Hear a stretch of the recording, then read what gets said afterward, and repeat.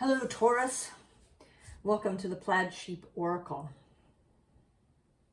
I did a pick-a-card reading yesterday that's come out today about the Tower, and the Tower is here twice in your reading.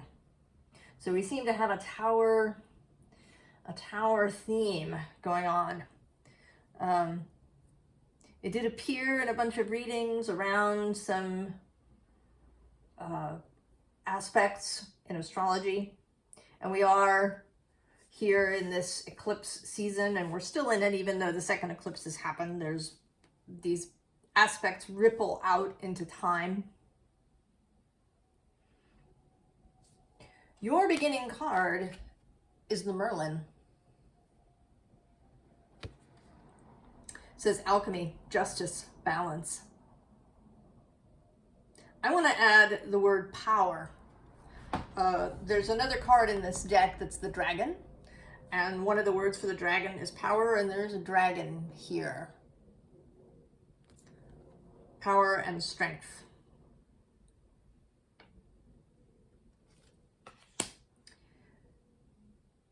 You've come farther than you think you have, Taurus. And you've reached, I don't want to exactly call it a plateau. A pivot point. A graduation of some kind, perhaps. Although I want to say that it isn't.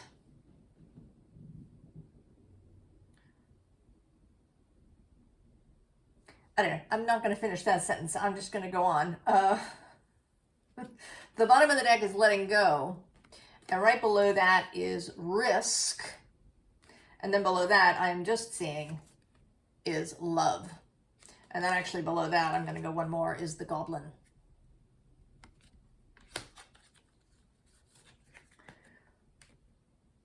So the deal is that you're cooler, you're more powerful, you're more capable, you're more experienced than you're willing to admit. And I put it that way because it really is that way. There's a kind of unwillingness.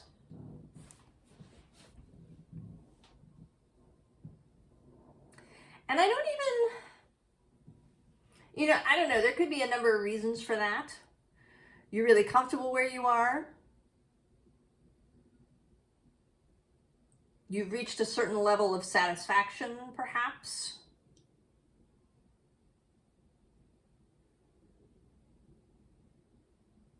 And you have yet to be dissatisfied with what you're doing and where you are. That hasn't actually, or you're not consciously aware of it. And I think this reading wants actually to prevent that. Because that's kind of a cycle we can get into, right? We don't act until, or change things. It doesn't always have to be taking an action. Sometimes it's a mental shift. But we don't make the change until we're acutely uncomfortable. Right? You don't take your hand off the stove until it becomes uncomfortably hot. And I think that's stressful. I think it's stressful on the body to wait until we are acutely uncomfortable before we make a change.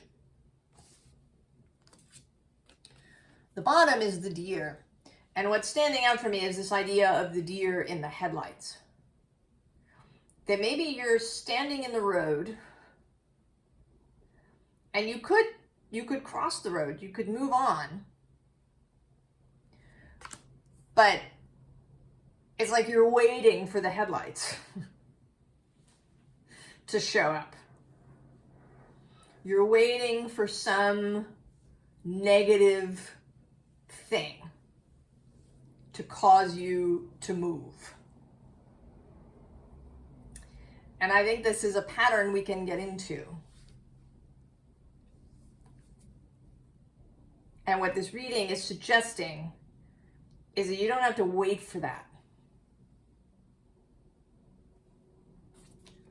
We have the Ace of Swords, the root of the powers of air.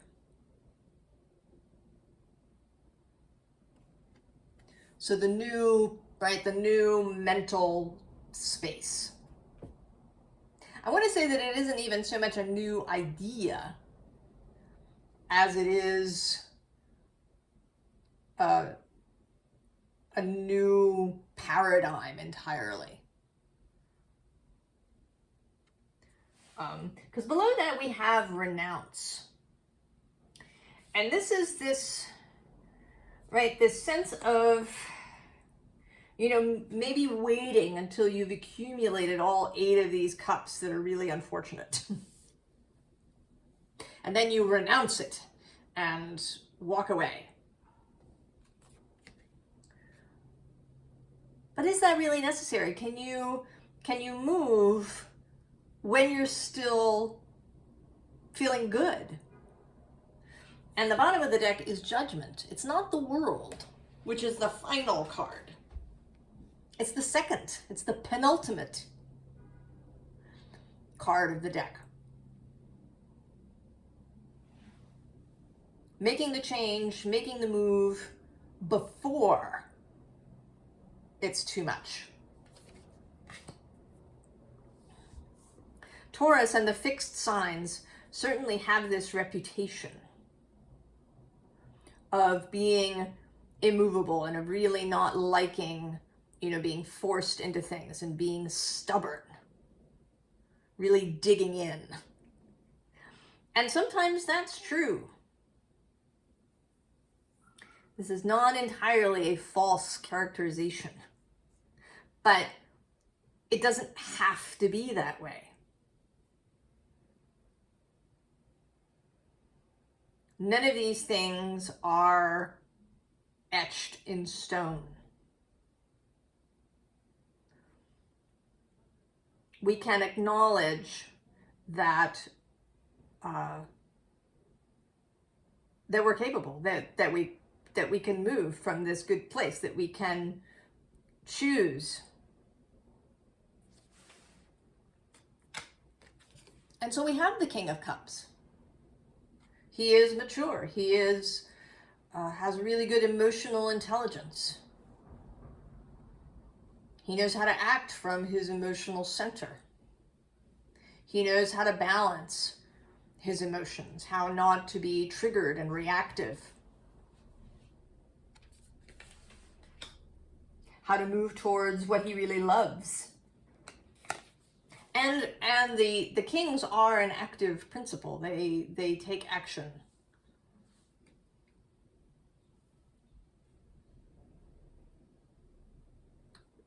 So he is active, but he does it from this really solid emotional space. And then the Queen of Discs. Self-knowledge, the ability to care for the self.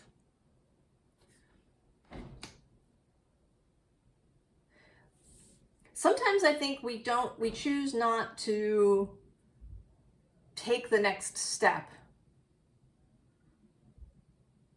because we're a little worried about the added responsibility. A little worried that we might overstretch ourselves because perhaps it's happened in the past. And I think it can happen to Taurus energy, which can have that, I'll just do it. It's better if I do it. I'll just do it. I'll take care of it. Being the sturdy one, the steady one, the reliable one.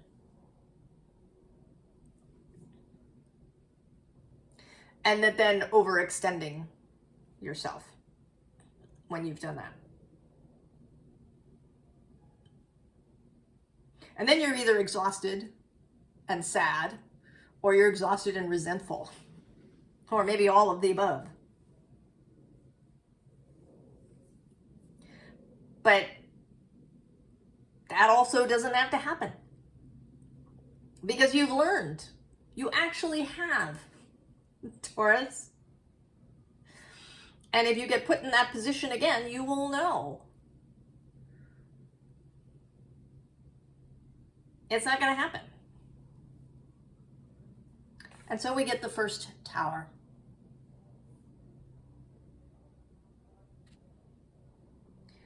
The impetus.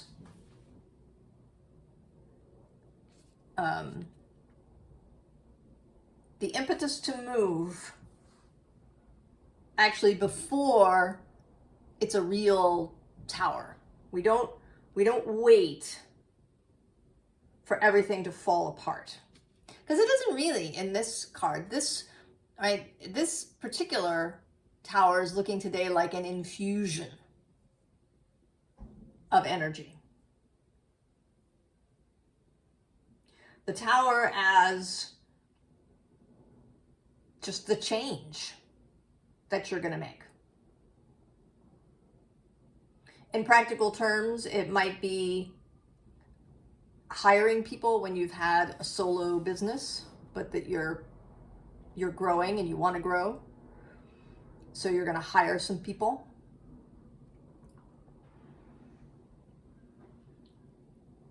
And that means that there'll be management of people, there'll be leadership.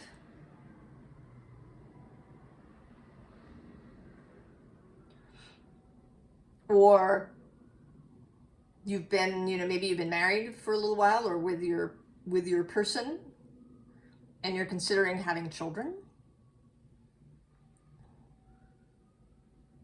Or you're considering buying a home, or maybe even just, the moving in together. And perhaps in the past that went poorly. So you're waiting until, something is uncomfortable.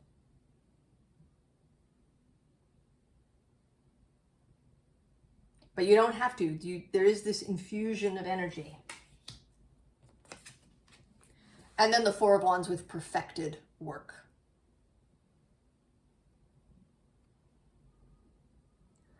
What you've been doing up until this point has been working. You have been doing an excellent job.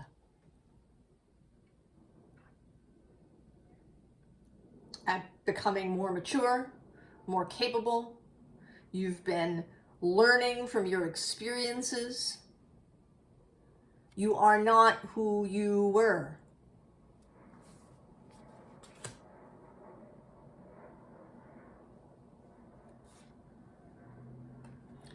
So then we have this birthright card.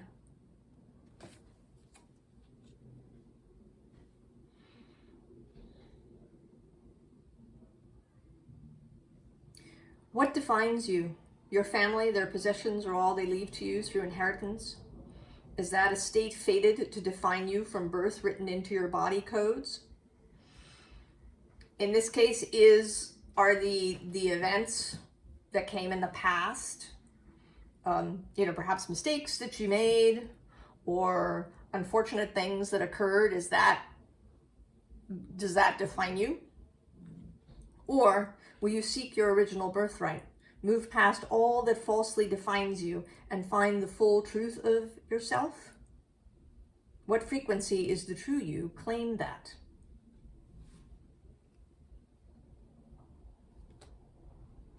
Who are you really now? And who are you at your core? The bottom is this Ula owl senses, seeing clearly.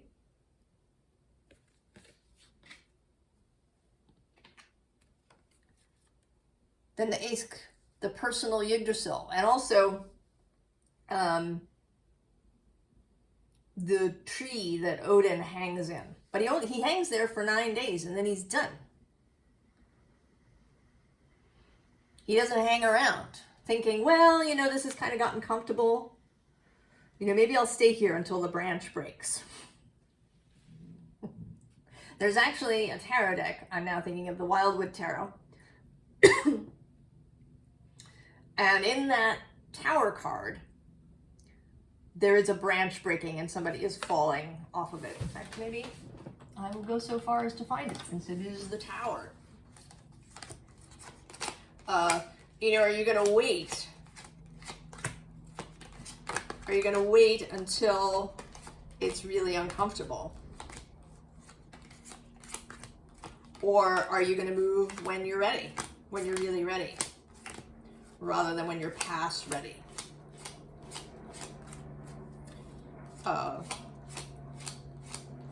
A lot of things don't improve through longer waiting. Let's see, where are you? You're going to be the second to last card, and I should have started at that end.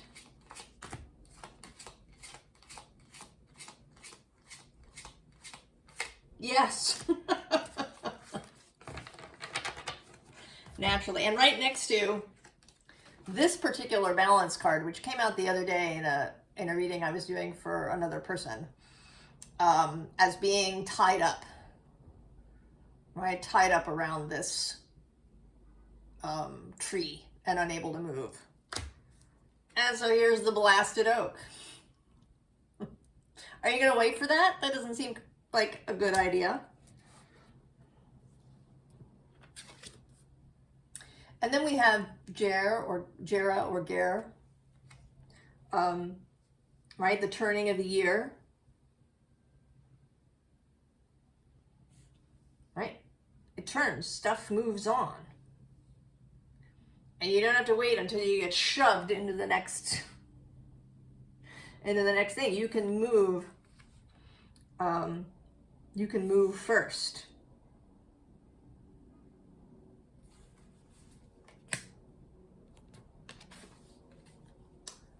And then treadle. The tread, the soul prince, taking steps.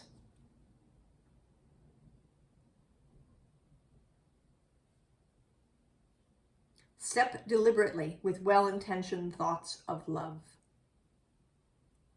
So to move forward deliberately rather than haphazardly and in reaction to events.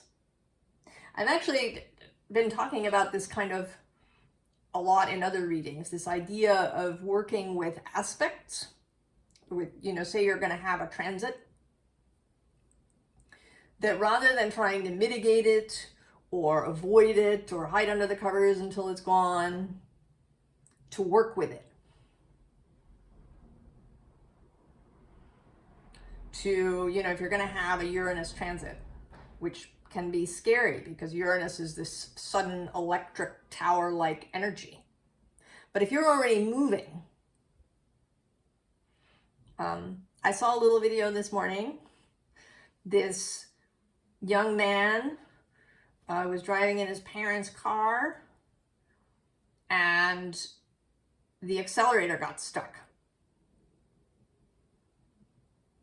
It didn't matter if he tried to brake, if he tried to put the car in neutral, he was traveling at 80 miles an hour. He couldn't slow down. And he didn't panic. He called his mom, who called 911, and troopers responded and did a kind of amazing thing. One trooper managed to get ahead in front of him and told him to crash into the back of them. And so that's what this kid did. But they were both, right? They're both moving really fast. The car ahead just slowed only a little bit to be able to catch his car and then help him slow down. So nobody was hurt because, right, they worked with the energies that were happening, right? The trooper didn't, you know, try to pull him from behind. He sped up, he matched speed. And in doing that, right, they solved this problem. So to match speed with, right, match speed and energy with whatever transit, aspect, energies, events you're dealing with, rather than, you know, holding on or hiding from it or waiting until you get shoved from behind.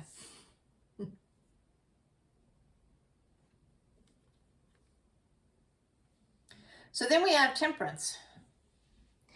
And the appropriate use of moderation.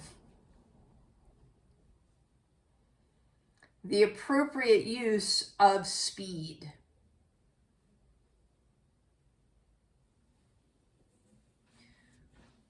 It doesn't mean, right? Temperance doesn't mean only slow. It's the appropriate use of speed and energy. And below that, we have the Emperor, who is the master of that. When he is really in his power and his element, when he's moving from his true space, he is the master of knowing about speed. When to move fast, when to move slow, when to take action, when to wait. To be proactive, responsive, rather than reactive. And then there's this Three of Pentacles, which today is coming through as kind of triumphant. Like you are being raised up. This is like a graduation, or if you've ever been to a bar or bat mitzvah, the celebrant is often raised up on a chair and carried around in triumph. You have reached, right? You have reached this point when you're ready. Right? The bar mitzvah is it's a ritual to say, here you are, right? You're entering adulthood, you're entering manhood or womanhood.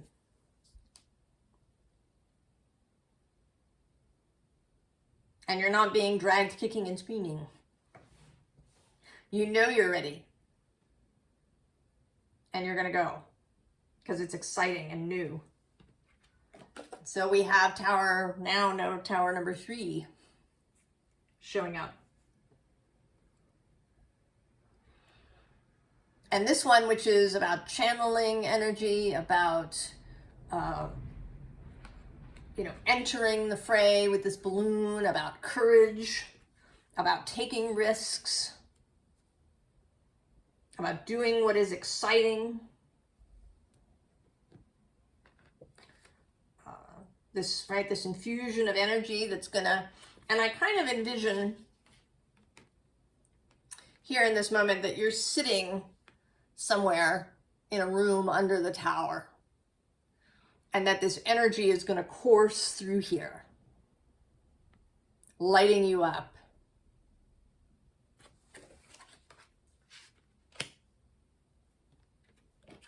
And then you're gonna get in the boat and go. You're going to make this mental journey. This is the Six of Swords. It is primarily, especially in this moment, a mental journey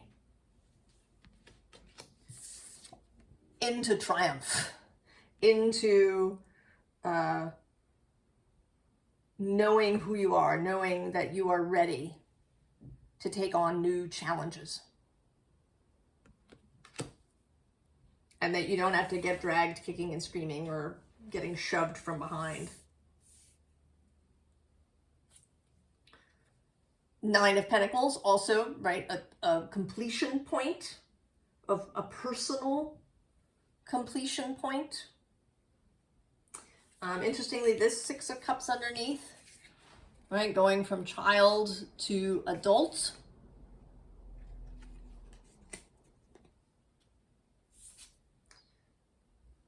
And then the bottom is the Knight of Pentacles.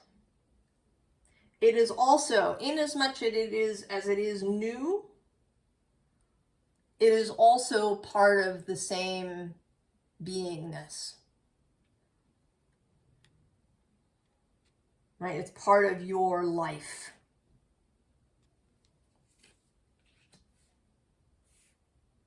I don't really like calling it a journey so much. It's one of those metaphors that kind of works and then kind of doesn't. But, right, it's all your life.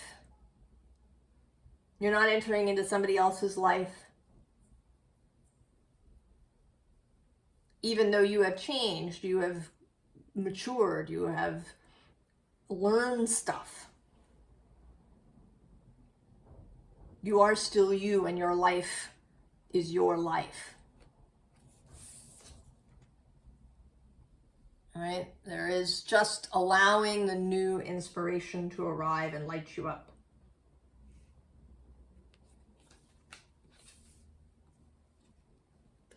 Take the gift. Take the assistance. There's a quote by a climber. It was a Scottish expedition to the Himalayas, I think, is I cannot remember the name of the man whose quote it is, but essentially that when you make the commitment, when you decide, stuff moves for you. If you wait until you have a real tower, right, what we think of as a tower where things fall apart, then it's so much more difficult. Because then you're in resistance, you're fighting things. There's all this stuff.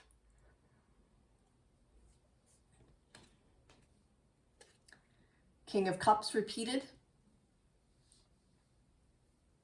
And here, this very relaxed, at ease, connected.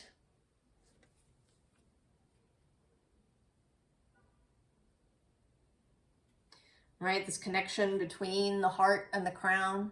And I would say also the root, since he's seated.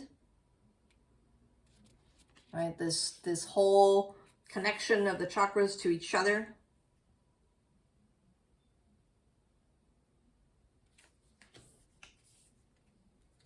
And then the Hierophant. This laughing Hierophant. The Hierophant who has seen the humor, has seen the beauty. And the Hierophant is your card, Taurus. So really, you know, it's kind of a, right, like it's a process of becoming more and more yourself. You know, we're born, we're completely ourselves, or I should say we're completely ourselves at conception.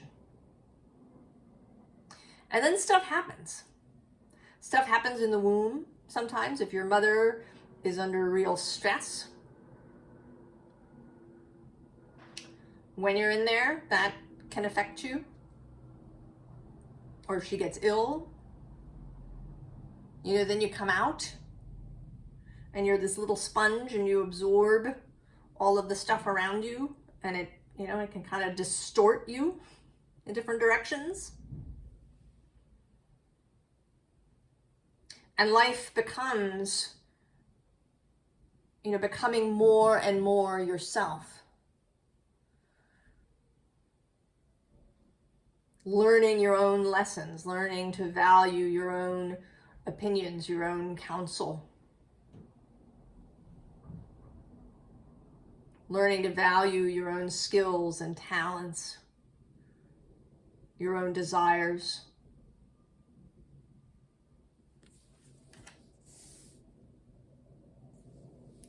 Advice.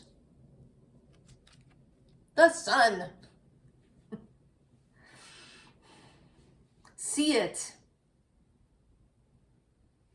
Let the sun shine on you. Don't hide under the covers. Let the sun shine.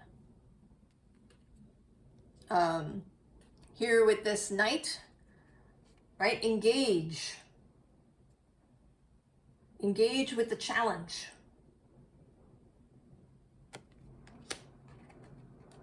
And even the bottom of the deck is the Nine of Wands. right? Engage the fire, engage with these new wands that are calling. The Ten of Wands in this deck is the phoenix rising out, but that's the completion, right? That's where you are now. So the advice is to now go into the new fire.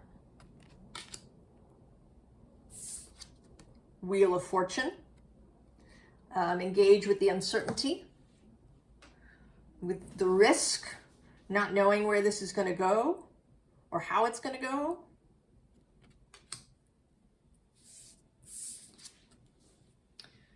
Do the work. And not in a, I really don't like the word work. I wish there was some other word.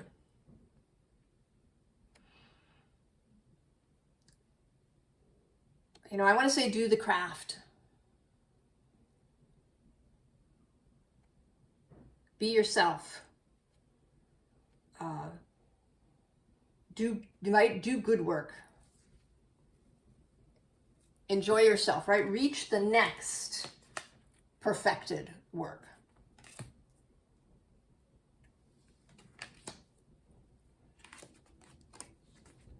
And death.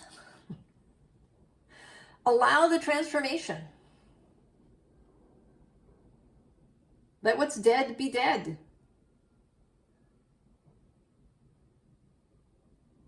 And also, you know, in this particular death card, there is a kind of curiosity. There's an attention to detail, right? This death who is attending the death of this leaf.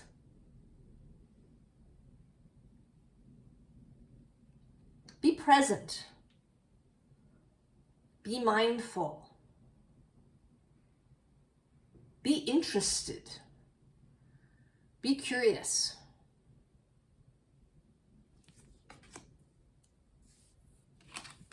And then the Queen of Wands. Allow yourself to be inspired. Don't resist the inspiration. There may be a whole bunch of things that went wrong in the past. That is the past. It is done. It is finished. The past is not the map to the future. Allow yourself to be inspired. Be really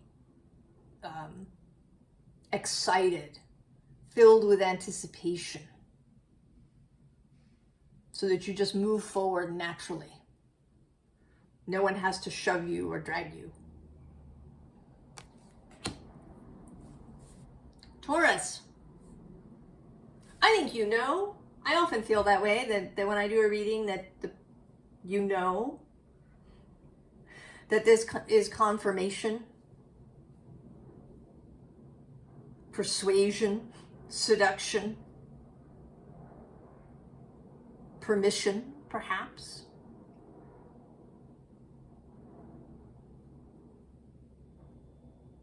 And I look forward to seeing where it goes.